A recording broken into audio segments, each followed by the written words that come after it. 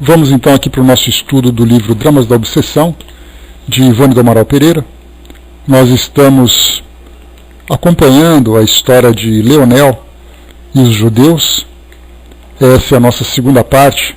Nós estamos falando do passado, capítulo 13, e em seguida nós já iniciaremos também a terceira parte, que será a conclusão dessa obra, né? E nós vimos como passou rápido, né? Porque, embora seja um livro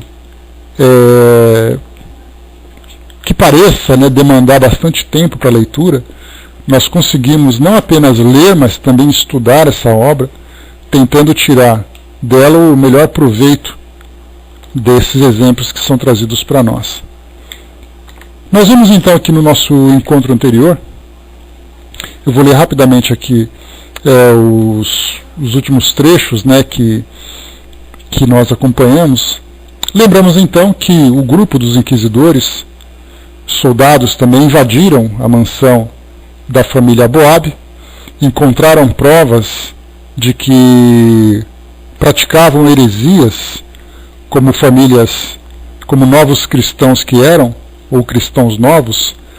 Eles não poderiam então praticar o judaísmo, e aí então encontraram provas, né, livros escondidos, práticas que foram testemunhadas e tudo mais.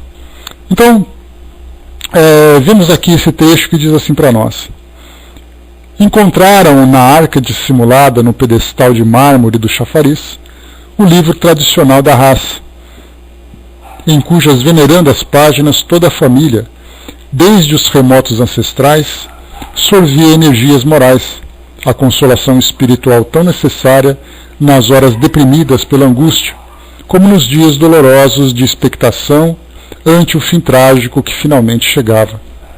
O próprio Rubem, premido pelas odiosas imposições da sinistra comitiva, houve de desvendar o segredo da abertura, visto que não souberam decifrá-lo os homens do santo ofício. E fê-lo banhado em lágrimas o infeliz rapaz, a si mesmo considerando traidor por haver deposto nas mãos dos mais terríveis inimigos da sua raça o penhor religioso venerado por todos os hebreus.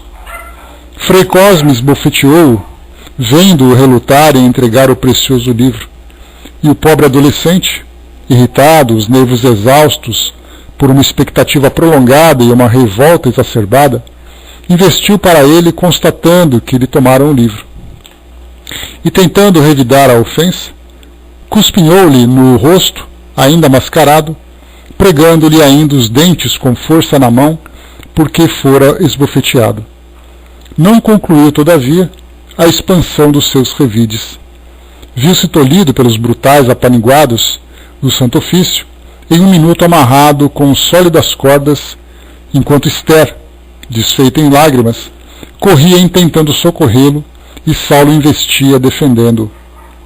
Mas igualmente no curto espaço de alguns instantes, viu-se a jovem amordaçada e amarrada, carregada pelos braços possantes de um sequaz de Hildebrando, metida dentro de uma carruagem fechada, onde em seguida tomou lugar este mesmo célebre e cruel inquisidor, rodando para o local ignorado para ela. Dizia ele, no entanto, aos ouvidos aterrorizados, emocionado e arrogante: acalma-te, querida menina, nada desagradável te sucederá, já te disse. Sou o homem mais poderoso de Portugal. O próprio rei curva-se em minha presença.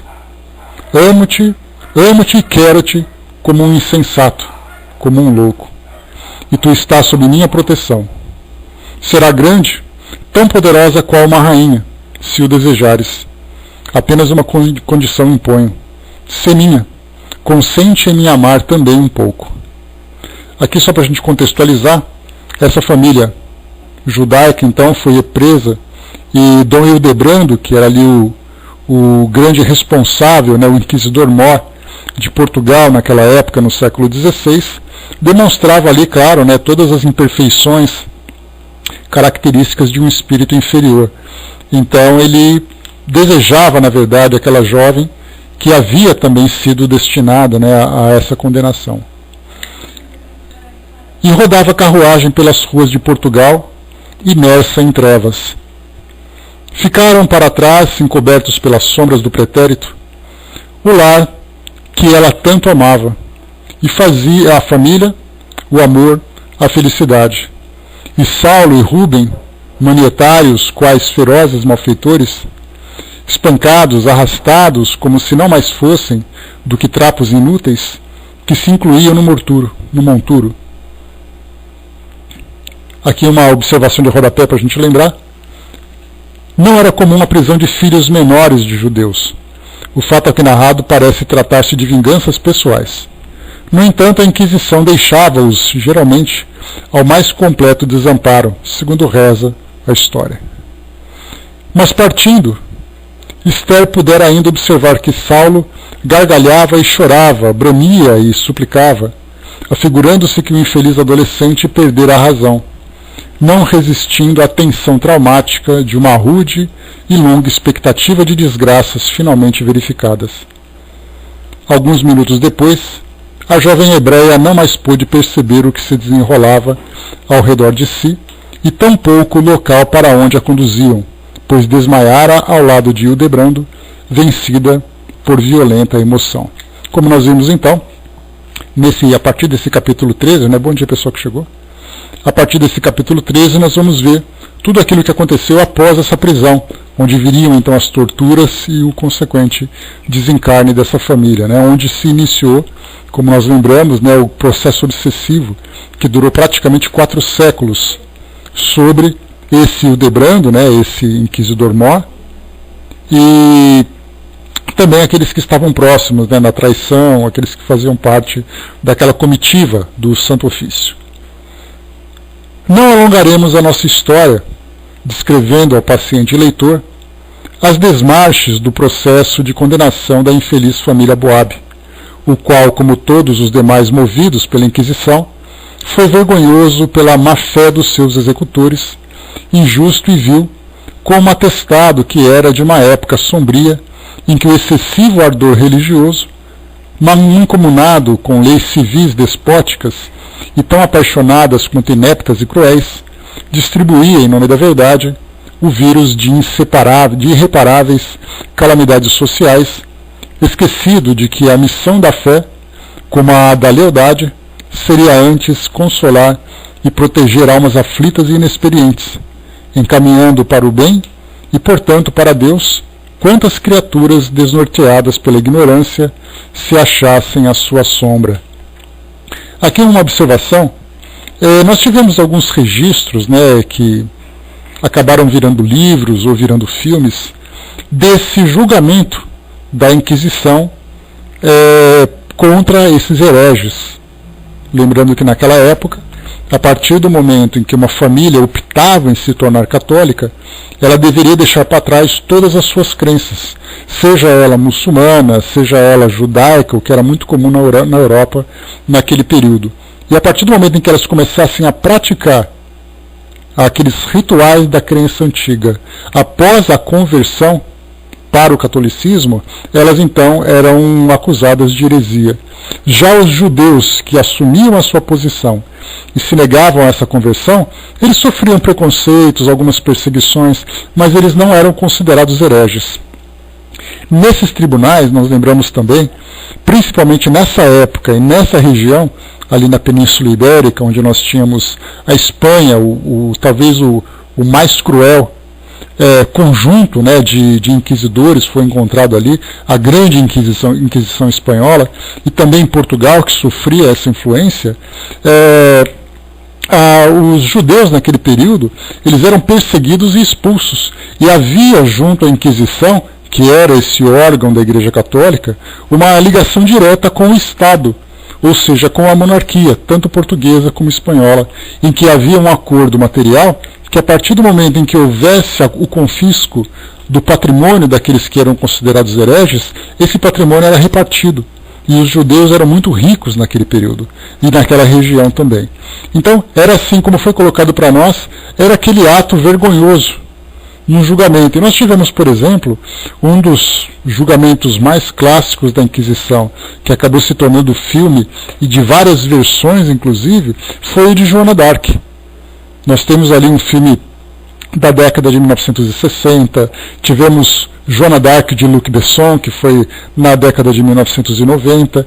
Então, foram mostrando ali os julgamentos, aquelas perguntas capciosas, aquela tendência, aquela falta de provas, ou seja, uma verdadeira manipulação exatamente para executar aquelas pessoas que eram consideradas hereges. Então, para quem quiser conhecer um pouquinho mais sobre os bastidores, né, desse período, assistam ao filme sobre Joana d'Arc. Então, tanto esses mais recentes como os antigos mostram de que forma que isso era manipulado. Além de outros, né, que mostram, por exemplo, essa relação da sociedade europeia naquele período com a Igreja, nesse caso do próprio Tribunal do Santo Ofício, nós veremos ali os casos dos mais absurdos, né? E como foi colocado aqui por Dr. Bezerra de Menezes, que é o nosso autor dessa obra, ele falava exatamente sobre a importância, a missão da fé, que tinha como propósito exatamente encaminhar as pessoas através do bem em direção a Deus, aquelas que viviam ainda na sombra da ignorância e do sofrimento. E fazia exatamente o contrário naquele período, né? Uma das grandes manchas da história da Igreja Católica foi exatamente esse período de perseguições provocada pelo Tribunal do Santo Ofício da Inquisição. E continuando, acrescentaremos apenas, evitando que o nosso noticiário se torne incompleto, que o inquisidor Mor, como sempre, colocou a serviço do seu mau caráter todos os requisitos da perversidade de que era capaz o seu coração diabólico, torturando seus antigos anfitriões com a ferocidade demonstrada nos demais processos a que presidia e orientava. Com os próprios bens confiscados, destituídos de quaisquer recursos, na solidão dos calabouços, impossibilitados de se entenderem com amigos e correligionários, ainda porque nenhum desses se atrevia já a se apresentar como tal, os desgraçados não esperavam senão a morte na fogueira, como suprema esperança para o término de tão rigorosas desventuras. Deixa eu ver mais uma coisa aqui que eu ia comentar com vocês, eu acabei... sim, lembrando. Quando se fala do Dom Hildebrando, que era esse inquisidor Mor, nós lembramos nos capítulos anteriores que a pergunta fica, né, por que o plano espiritual, quando nós estudamos sobre os espíritos protetores, os nossos mentores, permitiram que esse espírito então agisse dessa forma, principalmente com o desenrolar disso tudo, com o processo obsessivo que ele virá a sofrer, como nós vimos lá no início, nesses 4 séculos seguintes. E a resposta desse mentor espiritual, falando diretamente para Dr. Bezerra de Menezes, que estava investigando esse caso, e ele era o responsável pela assistência para tentar dissolver esse caso de obsessão, foi falado exatamente que durante muito tempo esse espírito se tornava rebelde a essas orientações. Então, esse espírito protetor, assim como os demais que acompanhavam, né, o seu desenvolvimento espiritual, o deixaram então à própria sorte, o deixaram à própria sorte. Ou seja, ele ficou abandonado dessa proteção, embora acompanhado, para que sofresse diretamente a lei de causa e efeito. Então dizia o mentor espiritual, que apesar de todas as tentativas de fazer com que ele evoluísse, ele simplesmente resistia às orientações. Então ele acabou sofrendo as consequências. E a pergunta que nós faríamos, obviamente, é: certo, ele teve então a oportunidade de fazer uso do seu livre-arbítrio, como bem entendesse, sofrendo as consequências. Mas o que essa família tinha a ver com isso? Aqui no livro, até agora, nós não tivemos aqui ainda nenhuma orientação, mas nós sabemos que, embora nós não tenhamos a descrição do porquê as coisas aconteceram dessa forma, a lei de causa e efeito ela se aplica para todos. Ninguém sofre simplesmente por uma questão de caprichos, ou de azar, ou de sorte. Então temos ali o compromisso da lei de causa e efeito também afetando essa família que passou por essa situação tão dolorosa. E continua. Mantidos em prisões isoladas, não lograram o alívio de se reconfortarem uns aos outros, senão o ataque de ratos vorazes e vermes imundos que agravavam o seu inconcebível martirólogo. Dali saíam periodicamente apenas para a sala de torturas. Tratava-se de dependência subterrânea, armada em pedra e alvenaria, com longas arcadas impressionantes e teto em abóbada. Local sinistro, carregado de vibrações dolorosas, odiosas, rodeado de sombras, onde o cheiro repulsivo do sangue humano e da carne queimada pareciam estigmas degradantes e onde se passavam em segredo para os homens, mas visíveis a Deus, os mais abomináveis crimes cometidos na face da terra. Para quem assistiu àquele documentário que eu disponibilizei lá no nosso grupo no Facebook, Os Segredos da Inquisição, nós lembramos que diante das práticas de tortura que aconteciam nesse ambiente, entre aspas, sagrado para a igreja, eles cobriam com o véu a imagem do Cristo, que ficava ali pendurada nas paredes. Então eles diziam assim: nós vamos cobrir para que Deus não veja isso que vai acontecer com aqueles hereges. Então eles tinham assim essas ações hipócritas, nessas ações completamente desequilibradas e equivocadas diante, né, dessa relação que as instituições aqui deveriam ter com o plano espiritual ou com Deus diretamente.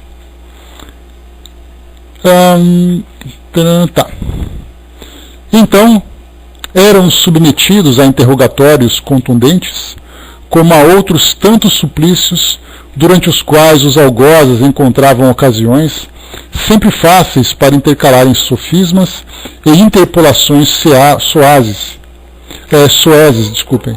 raciocínios falsos e comprometedores para as vítimas.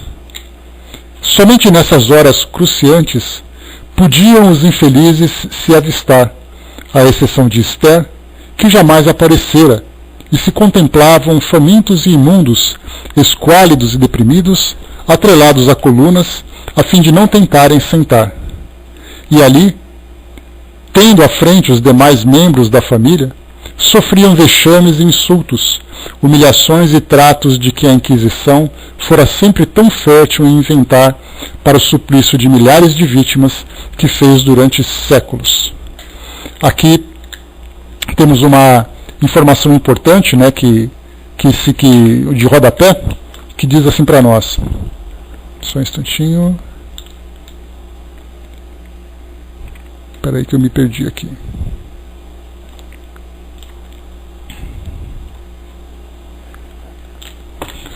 Só um instantinho. Tá aqui.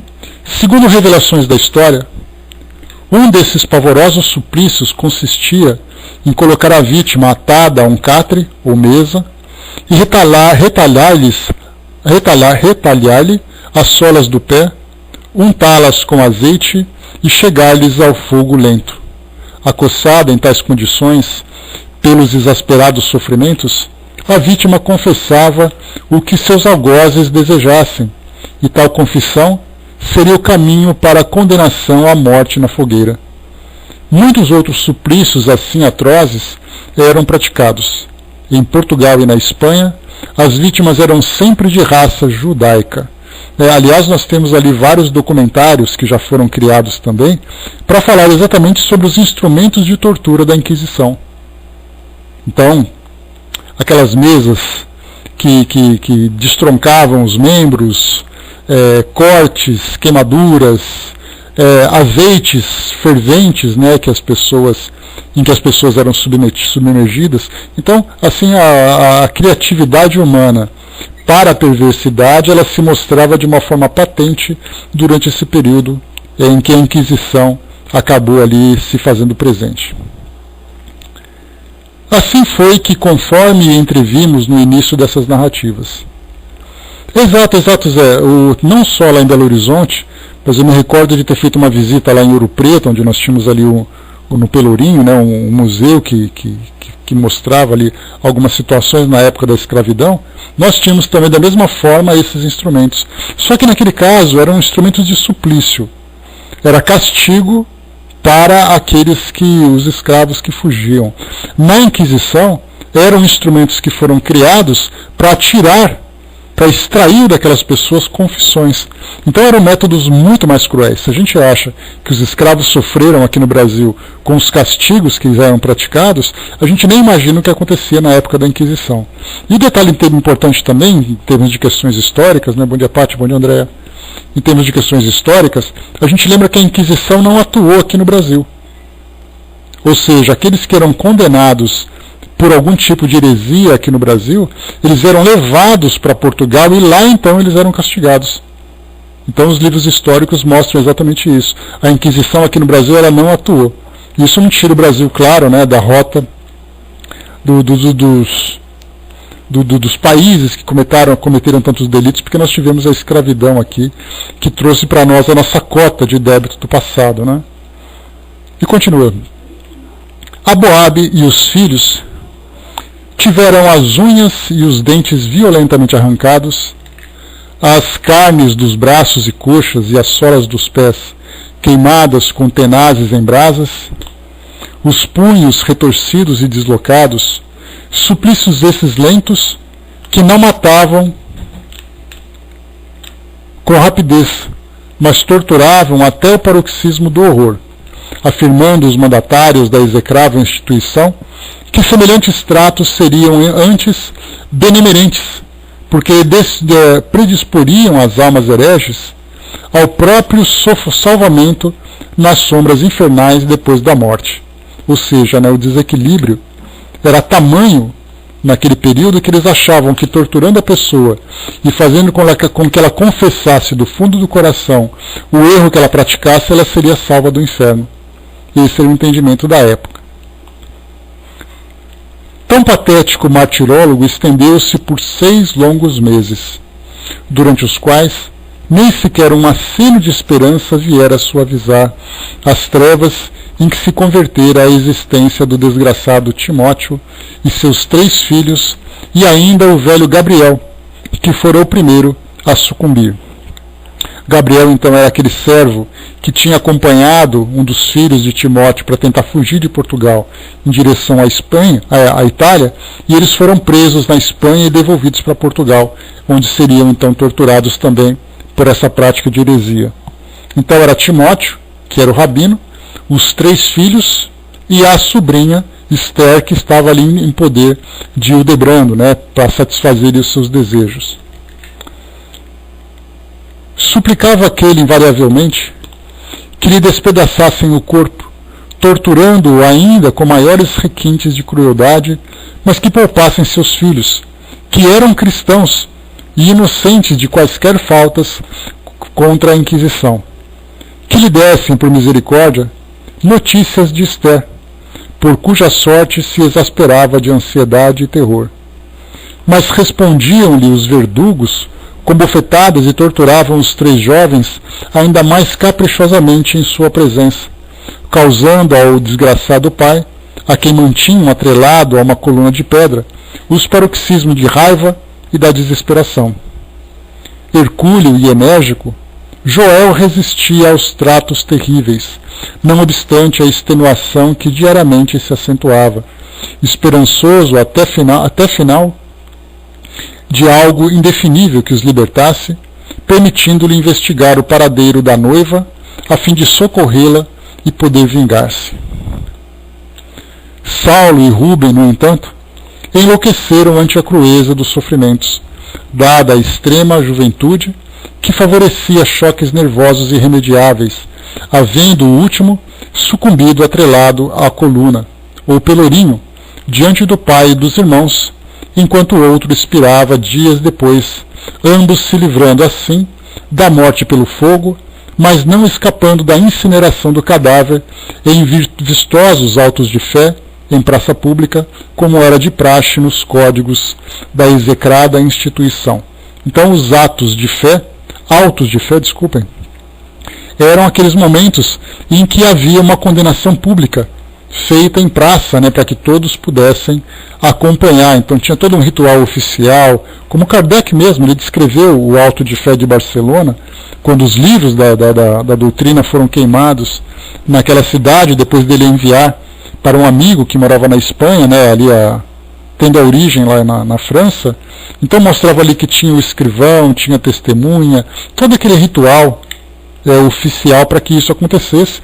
Lembrando que, embora houvesse a condenação por parte da igreja, era o Estado que praticava a execução. Então havia sempre essa combinação.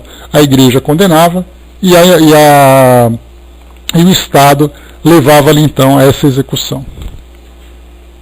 Certa vez, ao chegarem Timóteo e Joel à sala de torturas, já inteiramente desfigurados pelo longo martírio, depararam Esther também atada a um pelourinho, inteiramente desnuda e rodeada por algozes mascarados.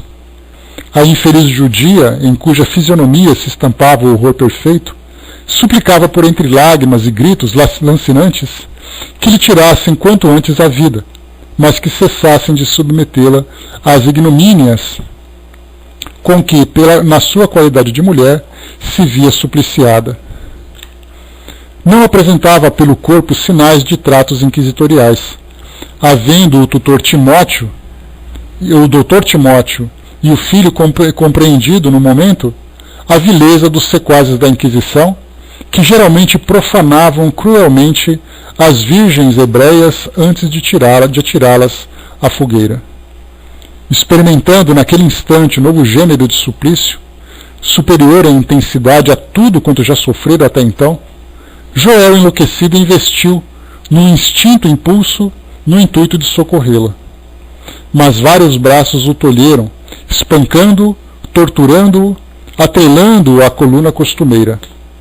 Então, por entre gritos de desespero, blasfêmias e insultos atirados, até mesmo contra o próprio Criador, o desgraçado jovem cientificou-se de que Esther, o seu imaculado lírio, em cujas faces jamais roçara os lábios, por não se julgar bastante digno de tal mercê, pela só razão de ser homem, fora aviltada na sua candidez virginal pela ignomínia de Hildebrando de Azambuja, que a raptara e conservara aprisioneira em local indevassável, que faustos e honrarias ofereceram-lhe, e ele para que se adaptasse de boamente à ingrata situação. Mas como a jovem preferia conservar-se revoltada contra o atentado vil, testemunhando-lhe todo o desprezo que lhe votara, vingara-se ele, cruel e satânico até o fim, submetendo-a violentamente a todas as suas torpezas durante algum tempo, para depois abandoná-la aos caprichos dos seus demoníacos colaboradores, os quais, eternos ébrios, a haviam exposto ao mais aviltante dos martírios que poderá atingir uma mulher. E agora ali estava ela, indefesa, à espera de martírios novos, em presença do tio e do noivo, para, alguns dias depois, sem mais avistá-los, morrer na fogueira, suave arremate de tão profundas desgraças. Calara-se o patriarca, conservando-se pensativo durante alguns instantes. Eu e meu assistente Roberto, comovidos, sentíamos igualmente confrangidos os nossos corações. Aguardávamos em silêncio, desencorajados de algo mais interrogar, certos de que o ensinamento seria completado. Isso aqui, o que a gente está observando agora, esse comentário, bom de ajuda, a entrevista que o Dr. Bezerra de Menezes fazia com Hildebrando, que era ali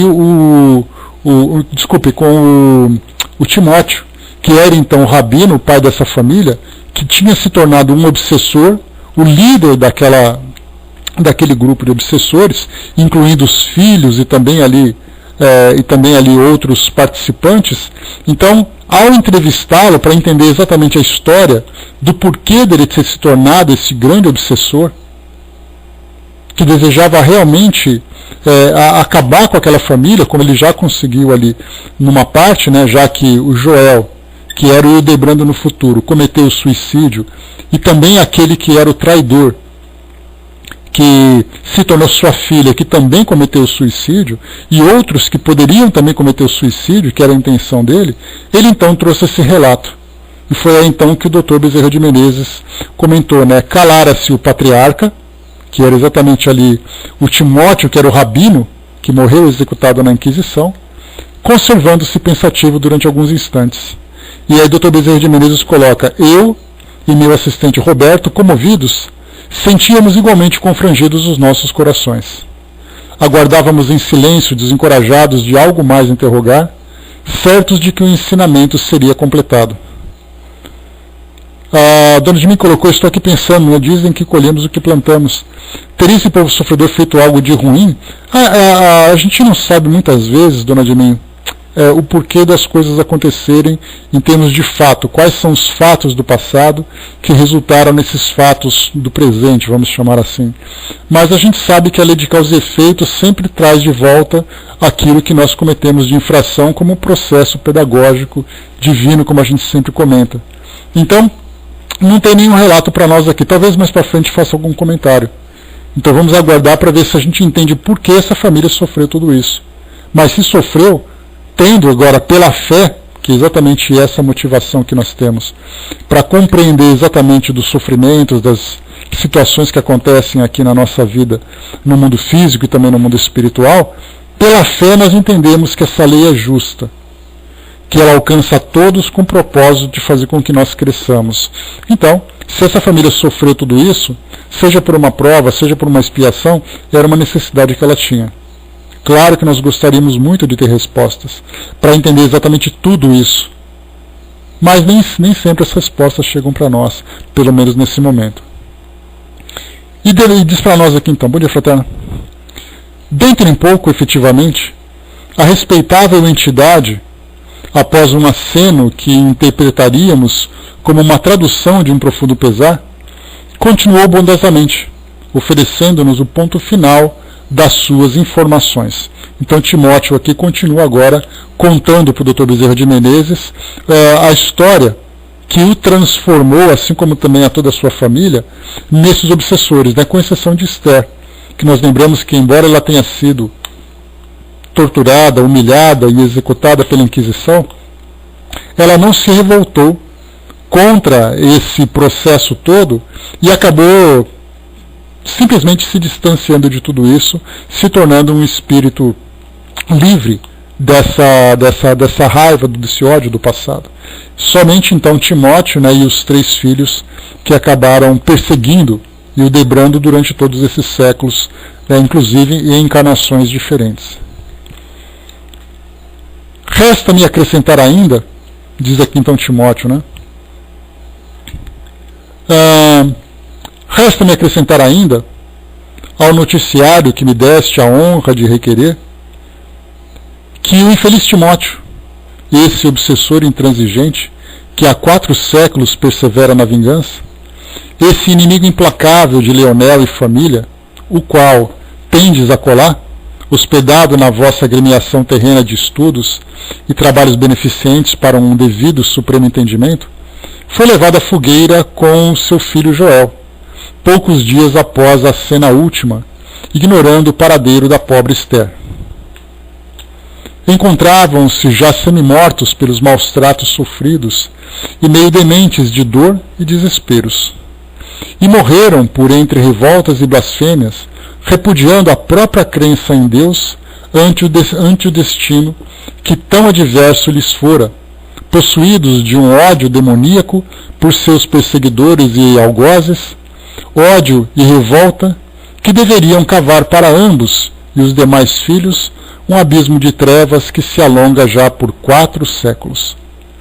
Esther, ao contrário, humilde e resignada, tendo aceitado desde muito nos recessos da alma a verdadeira crença do Messias de Deus, anunciado pelos profetas de sua raia, reconhecendo nesse perseguido de Jerusalém um mártir sublime, digno de ser amado e imitado, extinguiu-se na fogueira, beijando e banhando as lágrimas da cruz da redenção. E quantos se encontravam pelas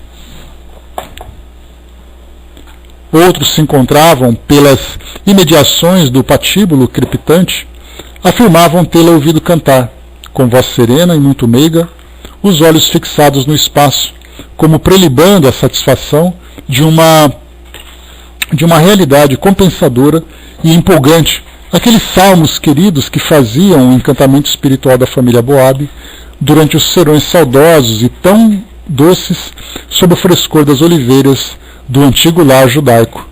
Aqui, antes da gente ler o canto que ela entoava, lembrando aqui, só fazendo uma correção, quem fazia todo esse relato era exatamente ali o Espírito, que era o mentor de Timóteo.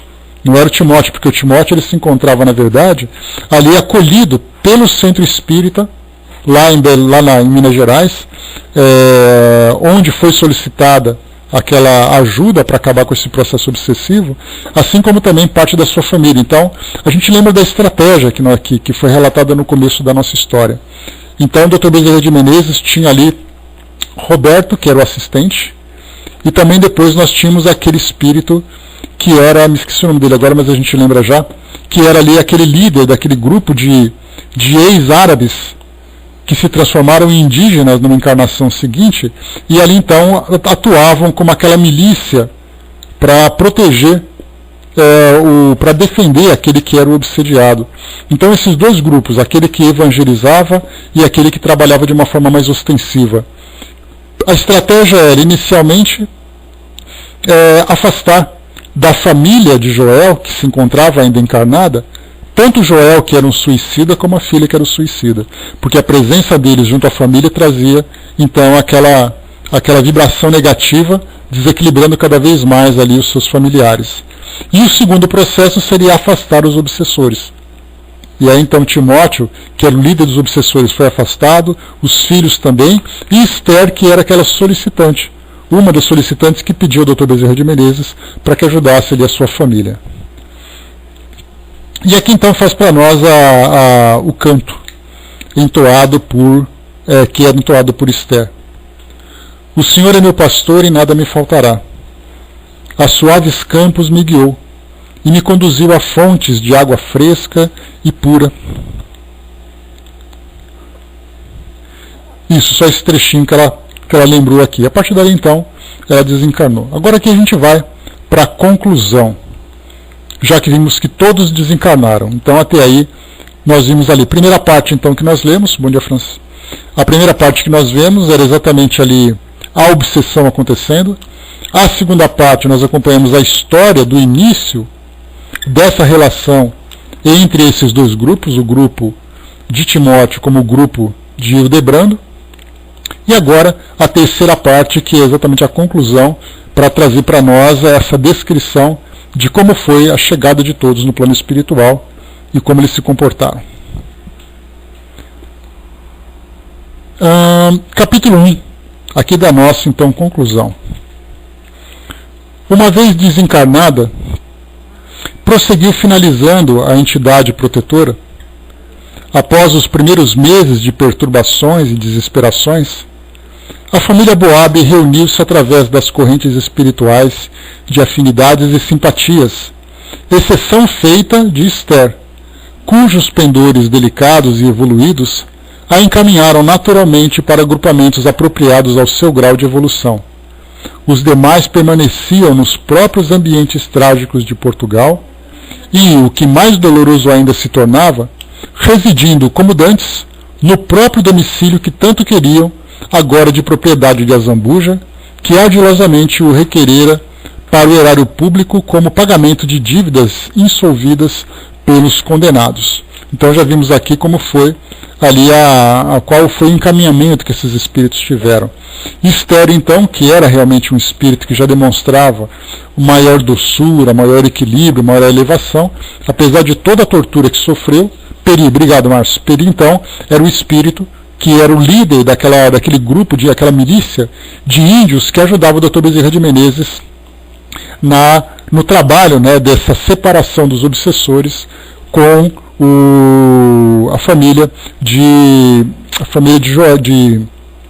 Leonel.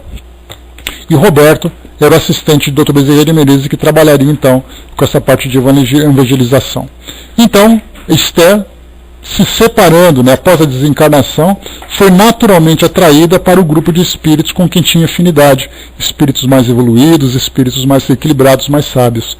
Enquanto que Timóteo e os filhos foram naturalmente atraídos para exatamente a proximidade com Hildebrando, ali na casa onde moravam, que tinha se tornado então uma propriedade daquele inquisidor mor.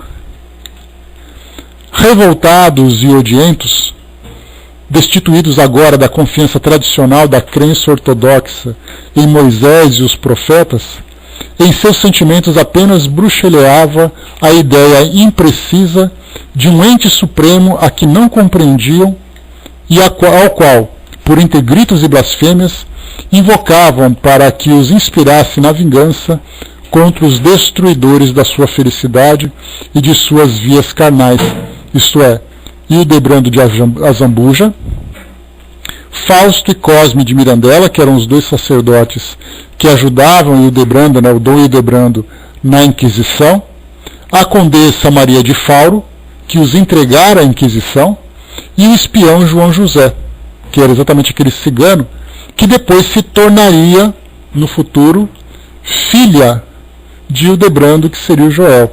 Então, tanto Hildebrando, que era o Leonel, como João José, que era a filha dele, os dois então cometeram suicídio, por causa desse processo obsessivo. E efetivamente, durante o período de 4 vezes secular, Timóteo de Aboabe e seus 3 filhos não concederam tréguas nem piedade aos seus antigos inimigos. Obsediam-nos, perseguem-nos desesperadoramente, desde então, impelindo-o a desastres e desgraças constantes até os dias presentes, quando tensionavam impelir todos eles, agora encarnados em Leonel e sua família, ao ato do suicídio, visto que seria esta a única modalidade de perseguição que a aqueles não atingira até agora.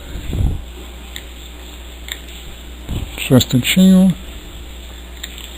E assim os obsediam, quer se encontrem seus antigos algozes no espaço, como desencarnados, quer estejam na Terra com novos corpos carnais, pois existem entre as duas pequenas falanges elos de atração tão poderosos, forjados pelo ódio e pelo crime, que impossível será a Hildebrando e seus sequazes se furtarem à presença de suas antigas vítimas, senão quando um arrependimento sincero, resoluções sadias e remissoras os inclinarem a uma modificação geral no próprio modo de proceder. A gente chegou a comentar sobre isso num dos nossos estudos, falando exatamente sobre essa lei de atração, que nós, embora estudemos isso na teoria, temos uma dificuldade muito grande para saber exatamente como essas almas vão se aproximando umas das outras.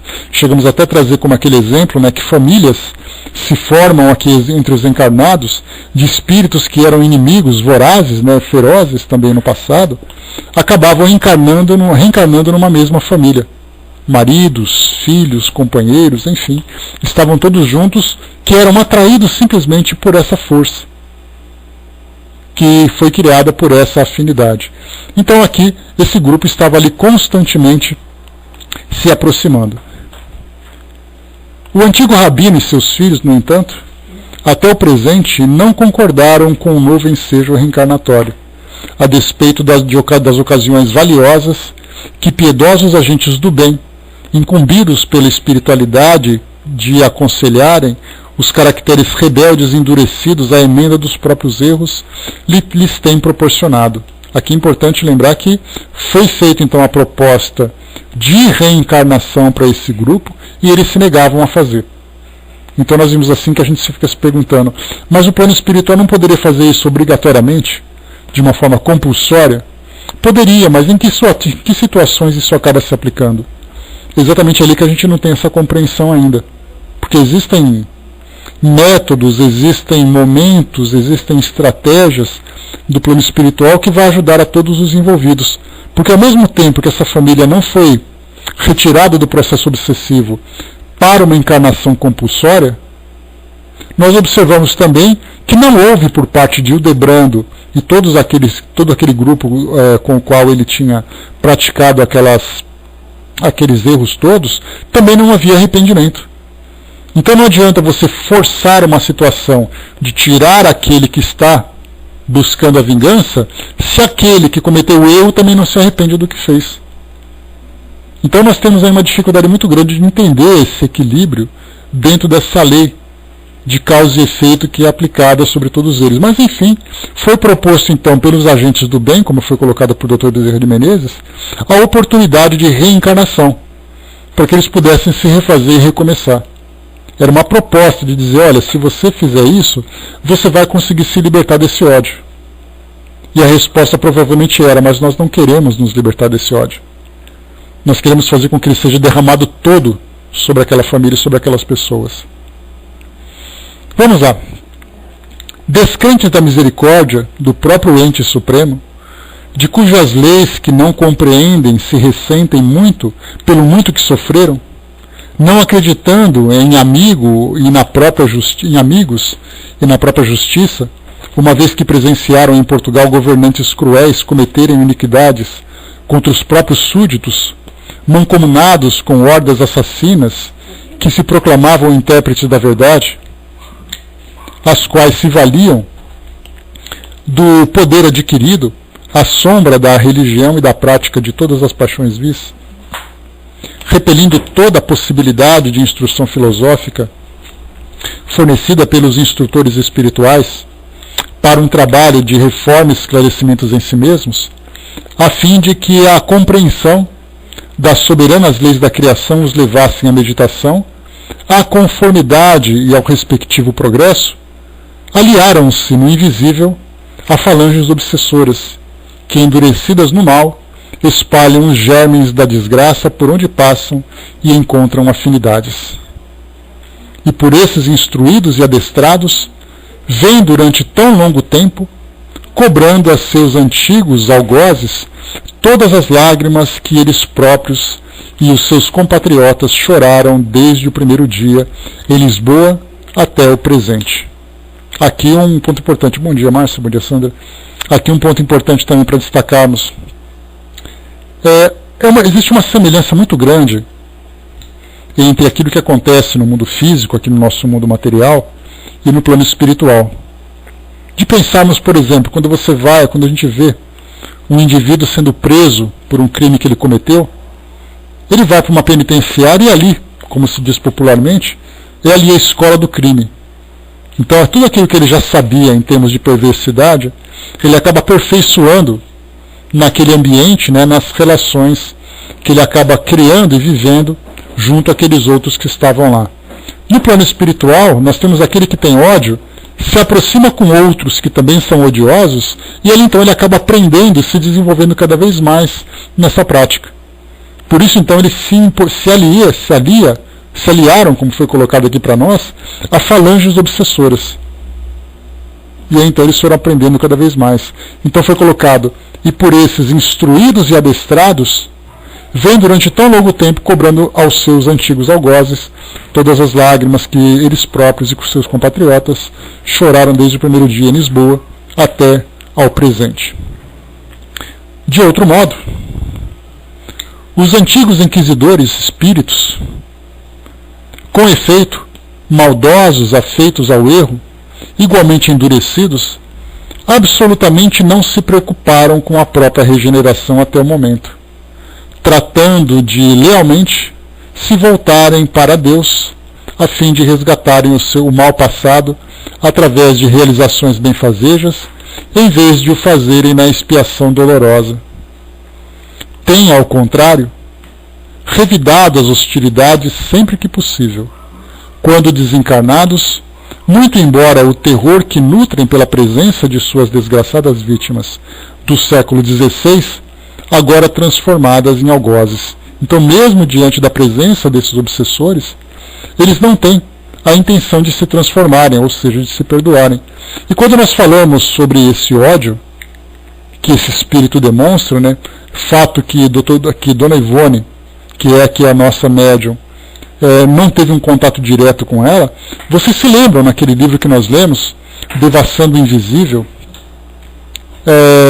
quando ela comentava que durante um processo de emancipação que ela vivenciou, ela encontrou com aquela mulher que obsediava uma pessoa ali da sua relação, que ela teve contato, que ela foi sozinha, né, a revelia da orientação dos espíritos amigos dela, que diziam para que ela não se aventurasse no plano espiritual em desdobramento sem que tivesse a presença e a orientação desses espíritos amigos, ela foi, não, pois é, mas ela foi por curiosidade, né, André? Como você tem esse recurso, tem essa possibilidade, tem ali um certo excesso de confiança, por que não ir? E aí então ela foi tentar ajudar aquela pessoa que era obsediada e encontrou aquela mulher vestida de freira, aquela roupa negra vestida de freira, que deu para ela ali uma experiência, que ofereceu para ela uma experiência da mais pavorosa, que ela teve que sair correndo, literalmente, para que não fosse atingida por aquele espírito. Então ela nunca mais viu aquele espírito e nunca mais também ousou a esse tipo de aventura, né, bastante imprudente da parte dela. Então, ali ela teve um relato de como é ver um espírito com tamanho ódio. Agora, se nós pegarmos, por exemplo, o prontuário daqueles espíritos, tanto daquela mulher obsediada, quanto desse espírito, né, com essa imagem de freira que estava ali obsediando, qual a história que ligaria esses dois espíritos? Isso para nós é um grande aprendizado, né, como nós já comentamos anteriormente, porque durante os estudos que nós desenvolvemos sobre obsessão, sobre processo de desobsessão, sobre lei de causa e efeito, não é simplesmente vemos um espírito que hoje no presente ele é vítima e o outro é um algoz ali, um vingador.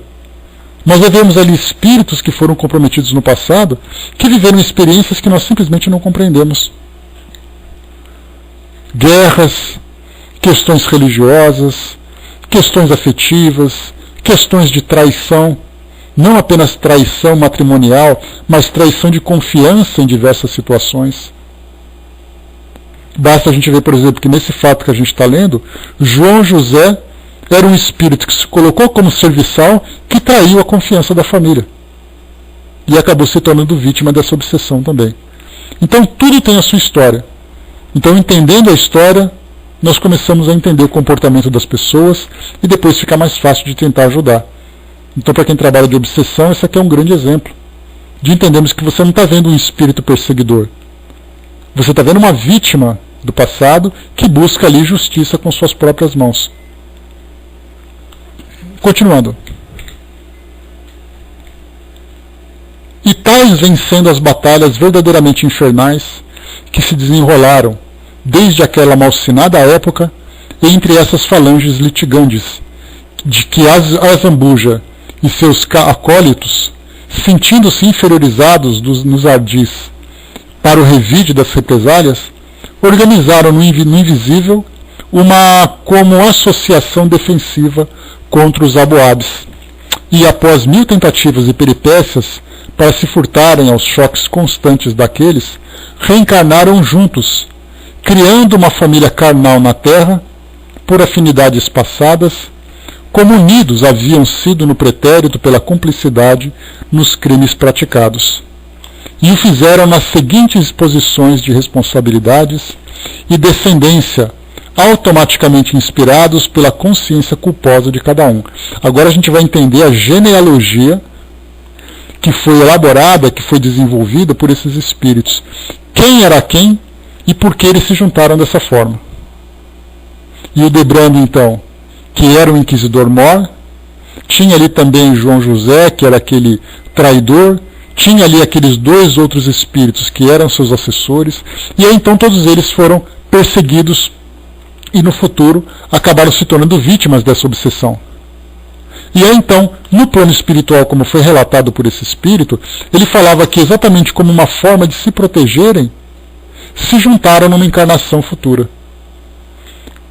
Vamos então aqui à estrutura dessa família e ao compromisso de cada uma. E o Debrando de Azambuja, o Inquisidor Mor e maior responsável pelo drama que desgraçou os aboabes, ele se transformou em Leonel, o guarda-livros suicida. Lembrando que Leonel era então aquele guarda-livros, né, aquele meio que contador de uma empresa, desviando dinheiro para poder cobrir dívidas de jogo. Chegou um momento em que ele não suportou e cometeu suicídio. Nós vimos a história dele lá no começo. Então, E Dom Hildebrando de Azambuja, inquisidor-mor de Portugal, era então Leonel, o guarda-livros suicida. Condessa Maria de Faro, aquela que, a princípio, tinha um compromisso de proteger Esther, a sobrinha de Timóteo. Em vez dela ter essa proteção, ela acabou entregando a família. Cúmplice de Hildebrando no caso Aboab, a qual precipitou a pedra de escândalo para a consumação do drama, com agravantes, drama que, se ela quisesse, teria atenuado através do esforço da boa vontade. Esposa de Leonel, cujo calvário de provações e lágrimas nessa qualidade formaria um volume. Então a esposa dele também, porque era uma família que passava necessidades, tinha ali grandes dificuldades, e o marido cometeu suicídio, a filha cometeu suicídio, o filho tentando cometer o suicídio. Esposa dele. Fausto, Cosme de Mirandela e João José. São 2 sacerdotes e aquele servo traidor. Filhos do casal reencarnado como Leonel e esposa, sendo o último, Alcina, a filha suicida de Leonel. João José, então, se tornou a filha que cometeu o suicídio também. Aterrorizado ante as vindidas atrozes movidas pelos espíritos de seus antigos amos de Lisboa, o espírito João José preferiu ocultar-se numa encarnação de formas femininas, esperançado de que, assim disfarçado, não pudesse ser reconhecido.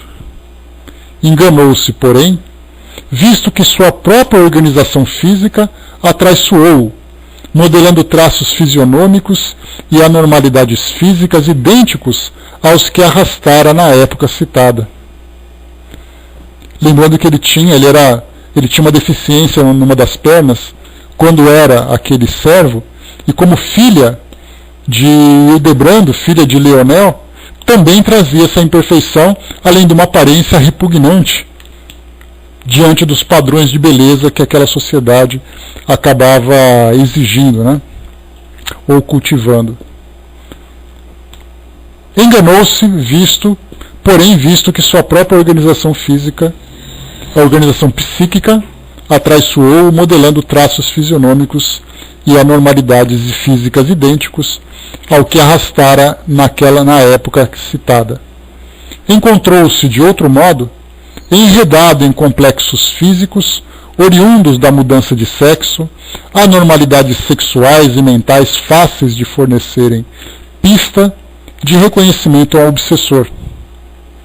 Terminando, como vimos de início, sob pressão perseguidora de Timóteo, que sistematicamente lhe apresentava em quadros mentais um recipiente com solução corrosiva por qualquer pequena contrariedade doméstica, porquanto seu desejo seria apossar-se definitivamente desse espírito, a fim de escravizá-lo à seita macabra dos vingadores judaicos, existentes no invisível, em ação contra aqueles que durante séculos vêm intransigentemente perseguindo, sem razões plausíveis, aos de sua raça, sob 1000 formas diferentes.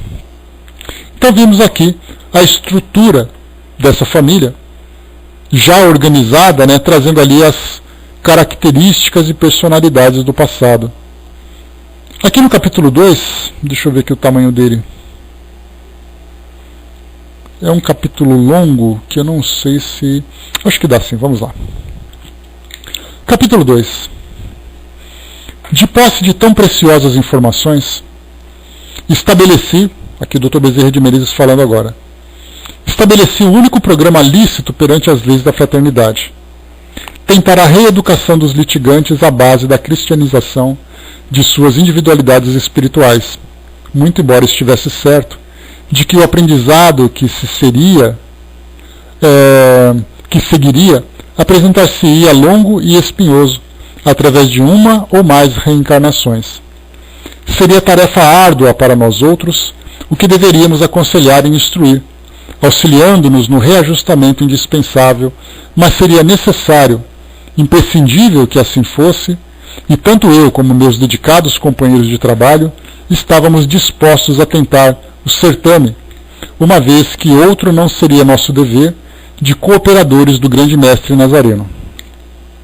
Aliás, cumpre ao obreiro tão somente a realização dos serviços confiados à sua competência, sem discutir se serão os mesmos penosos, difíceis ou de fácil execução. Aqui o Dr. Bezerra de Menezes ele tem aquela ideia, missão dada, missão cumprida. Não questiona se pode ou se não pode, se tem que fazer, que seja feito da melhor forma. Na noite seguinte à nossa entrevista com a entidade espiritual orientadora das duas falanges em apreço, realizou-se a reunião dos médiuns de minha confiança, por mim solicitada, e eu e mais alguns obreiros ligados à agremiação terrena, patrocinadora do feito, levamos ao fenômeno da incorporação o antigo rabino e seus filhos. Então o Dr. Bezerra de Menezes organizou o trabalho no Centro Espírita, convocou aqueles médiuns que eram os mais experientes, os mais equilibrados, porque como nós vimos, um médium que não tem estrutura psicológica e experiência suficiente, sendo influenciado por um espírito desse desequilíbrio, como por exemplo o antigo rabino, o Timóteo, que era o líder daqueles obsessores, certamente o médium sofreria grandes desequilíbrios. Então, tudo selecionado a dedo para que tudo ocorresse da forma mais correta. Em verdade, ser-nos-ia dispensável aquela reunião. Resolveríamos, sim, o lamentável drama espiritual, dispensando o concurso humano. Mas 3 fatores existiam, poderosos, que nos animavam ao feito. Ensinamento e aprendizado para os próprios homens, que urgentemente necessitam conhecer os grandes dramas da humanidade, distendidos para além-túmulo.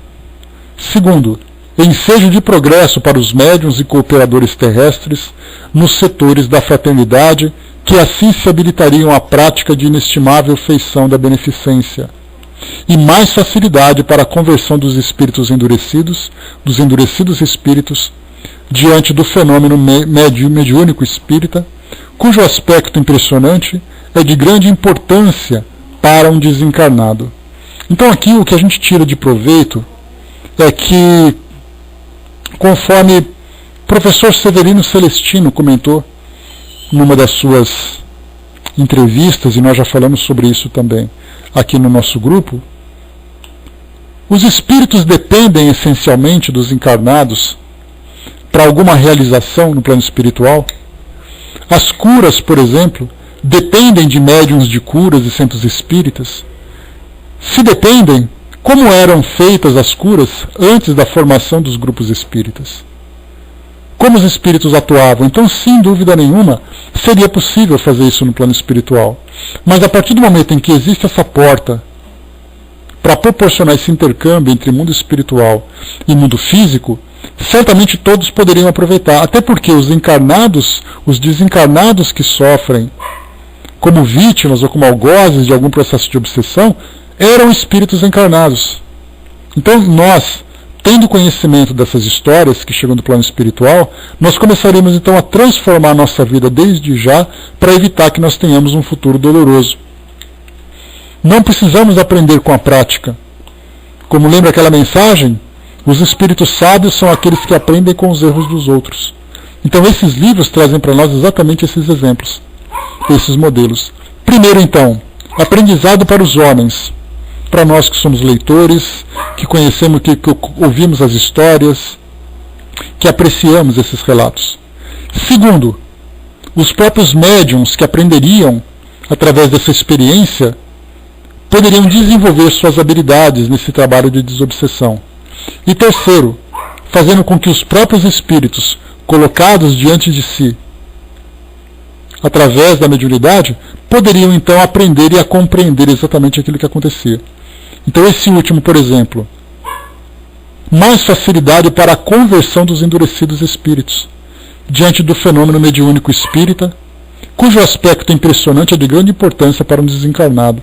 É aquela história que o espírito ele é conduzido então a uma reunião de desobsessão, ele é então impelido para a incorporação através de um médium, e aí então ele vai entender que ele desencarnou, ele faz aquela diferença entre encarnados e desencarnados. Quantas e quantas vezes nós vemos relatos desse tipo? Quando o espírito então em incorporação, ele fala assim, mas eu estou vivo, eu estou morto, o que aconteceu comigo agora que eu estou percebendo a diferença? E aí então os doutrinadores vão conversar com ele e dizer assim, olha, percebe que esse corpo não é seu, que você está desencarnado, que nós podemos aqui. Então começa a trazer todas aquelas orientações a partir dessa nova experiência que o espírito vive. Então, sem dúvida nenhuma, esse intercâmbio torna muito mais fácil o aprendizado e a conversão desses espíritos. Continuando. Os debates com o presidente da mesa eram vivos, eloquentes e acres por parte de Timóteo e de Joel, e menos resolutos por parte dos jovens Saulo e Rubem, que seriam apenas o eco das ações do pai e do irmão, como que obsediados os seus espíritos pela ação constante de duas vontades mais poderosas. Ponderados, profundos e não menos vivos e eloquentes por parte do presidente, que trazia a seu favor, a par de outros fatores, 4 séculos de progressos gerais e ainda a lógica irrefragável da vigorosa fornecida pela doutrina espírita. E seria belo vê-los e ouvi-los. Confesso que sorri, de sincero júbilo, contemplando os meus disciplinados pupilos, empenhados em tão formosa peleja transcendental, a benefício do próximo. Ele fala do debate, né, do doutrinador, do presidente da mesa, ou seja, do presidente da reunião mediúnica, com os obsessores. Então era um trabalho de desobsessão ali difícil, porque estavam ali incorporados o Timóteo e os 3 filhos.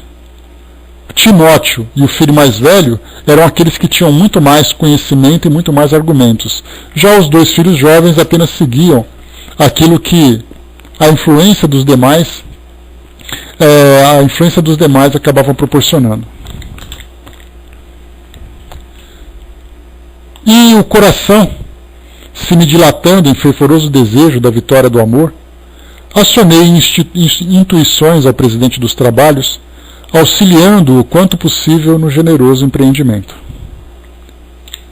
Ele e Timóteo dir-se-iam então o quadro vivo de 2 épocas que se empenhavam em lutas para resistir ao tempo, uma que era sombria e cheia de amarguras, recordando um pretérito de opressões, para implantar as luzes do conhecimento e da esperança, convidando a criatura à liberdade através da verdade.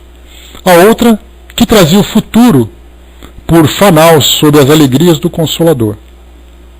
Ambos cultos, conhecedores do terreno filosófico que representavam, os seus discursos lembrariam a oratória das academias gregas, onde os mais belos temas filosóficos eram levantados para debates que honrariam ouvintes e oradores e ouvintes.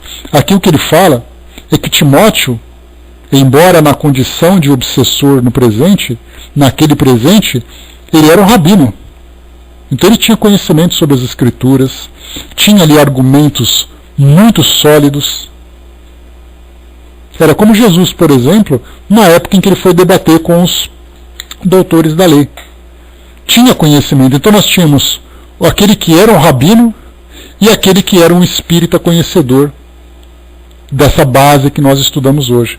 E os dois conversando, como ele colocou para nós aqui, não eram agressões, não eram acusações, violência, nada disso. Era simplesmente um debate filosófico.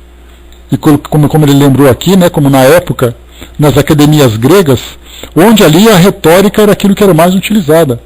Argumento, discussões, debates, teorias, filosofia pura.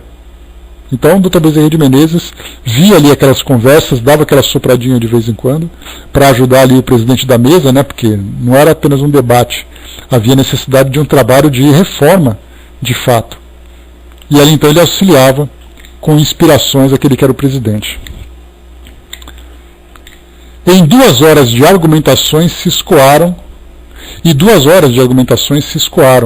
durante as quais a inusitada tragédia de Lisboa foi citada e revivida através do verbo queixoso e magoado dos antigos judeus, com toda a patética amargura da sua realização, esgotando os médiuns, que se viram obrigados a elevar o ouvido uma época, a elevar do ouvido uma época já desaparecida nas dobras do tempo e os seus problemas, sob injunções irresistíveis de um formoso, mas penoso fenômeno, tornado torturante pelo choque dos fluidos contundentes que o seu ódio e suas dores emitiam.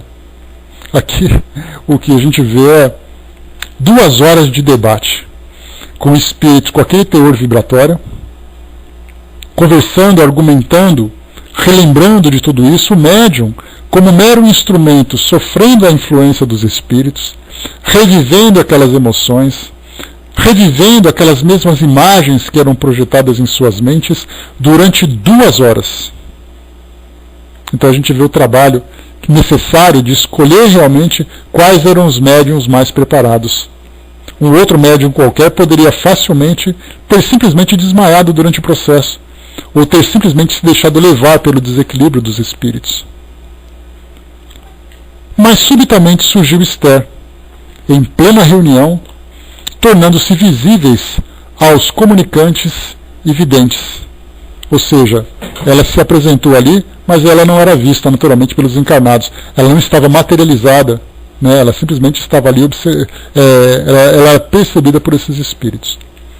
Esther, a virgem sacrificada, que depois de 4 séculos de ausência retorna aos seus, mais formosa sob a estruturação espiritual do que jamais o fora na terra, coroada de rosas, agora, recordando as flores preferidas da mansão judaica, um jato de luz azul a irradiar ondulações sublimes ao redor de toda a sua configuração espiritual, evocando a imagem das virgens que sucumbiam não mais nos circos de Roma, para o suplício à frente dos leões, mas em novas arenas, onde as feras seriam antes hienas humanas, revoltas em sotanas e capuzes negros clericais, os homens do chamado Santo Ofício, que é de abominável memória. Então ela já não era mais aquelas virgens sacrificadas nas arenas romanas, mas agora as virgens que eram sacrificadas pelo Santo Ofício na Idade Média.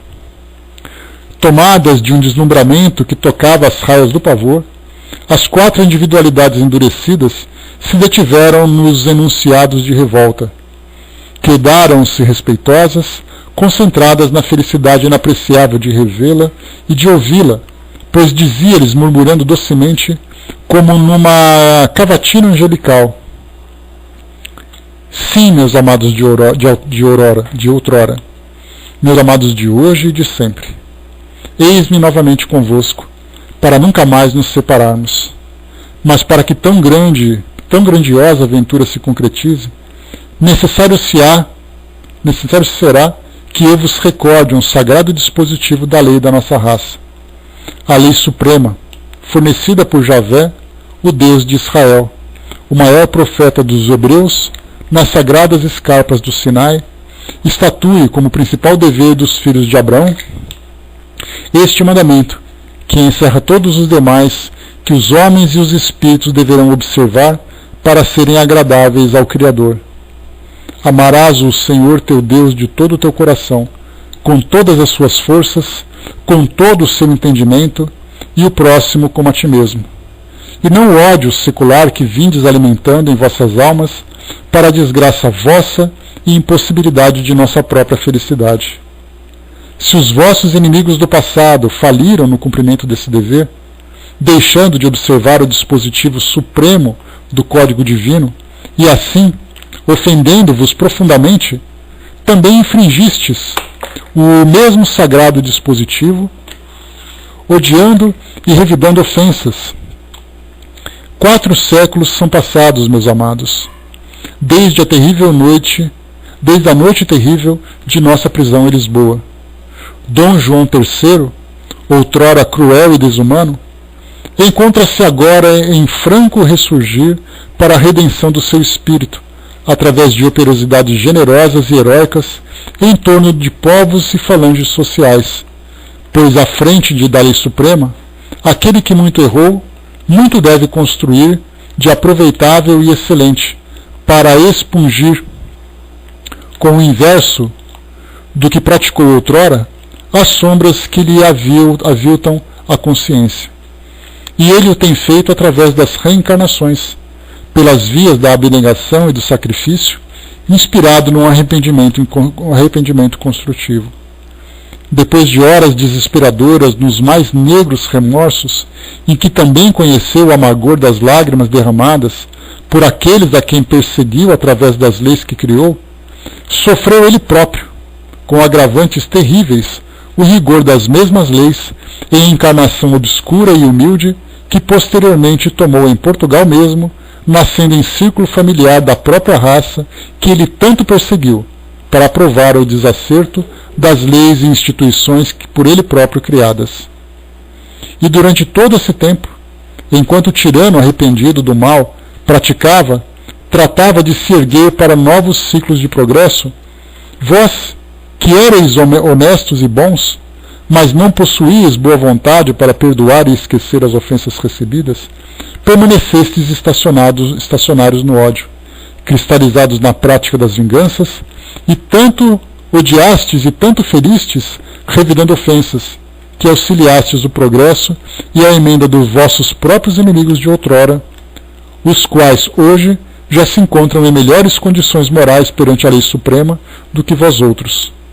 Pois o certo é que eles não mais odeiam a quem quer que seja, e que um grande e sincero arrependimento do passado mal os predispõe a futuro honroso e reparador. É tempo, pois, de perdoar para serenar o coração e tratar de progredir. É tempo de amar a Deus nas pessoas de vossos irmãos de humanidade, e não apenas aos compatriotas e correligionários da mesma fé religiosa. Vinde comigo, e eu vos exporei, em serões tão doces como aqueles de outrora, sob a amenidade das oliveiras no nosso lar querido, não mais as leis rigorosas de Israel, que nos eram lembradas pelos velhos códigos hebreus, mas suas suaves leis do amor e da fraternidade, estatuídas por aquele grande Rabone, que me agasalhou e enalteceu em vossa ausência. Impressionados e temerosos, nada responderam, mas seguiram com ela. Exaustos, os médiuns não mais resistiram. Despertei-os. Refeitas foram suas energias por nós. Mas a reunião, no mesmo centro, prolongou-se ainda, conquanto subordinada agora aos planos exclusivamente invisíveis. Então temos aqui esse relato importante desse recomeço desses espíritos, né, envolvidos nessa trama, foram então conduzidos ali para o seu desenvolvimento. E agora, como o Dr. Bezerra de Menezes comenta, o que é importante para nós também, todas as vezes que nós temos os nossos horários nos centros espíritas, por exemplo, uma reunião mediúnica, que vai começar numa determinada hora, e que depois de algum tempo termina, nos centros espíritas, a partir do plano espiritual, é um trabalho que começa muito antes e é um trabalho que acaba muito depois. Então, por isso que os espíritos sempre solicitam aos médiuns plena concentração durante o trabalho. Um trabalho não apenas na hora, mas o trabalho no dia, antes e depois. Porque, como a Dona Ivone lembrou, lá no Devação do Invisível, quantos são os médiuns que são solicitados para trabalho durante um momento de sono físico? Então ele acha que o trabalho dele é uma vez por semana, durante 1 hora no centro espírita, mas mal compreende que se ele tivesse disposto e apresentasse condições, ele trabalharia durante a semana toda, durante os momentos de emancipação. E aqui então é que nós percebemos. Então, por isso os médiuns têm essa grande responsabilidade. Então encerramos por aqui o nosso encontro de hoje, pessoal. O capítulo 3 da conclusão será o próximo capítulo de estudos na semana que vem, e a gente vai então entrando, né, já nessa reta final desse nosso livro, lembrando que o próximo livro a ser estudado vai ser o nosso Memórias de um Suicida, que já iniciaremos em breve, né, daqui talvez 1 ou 2 semanas, porque faltam poucos capítulos aqui para terminarmos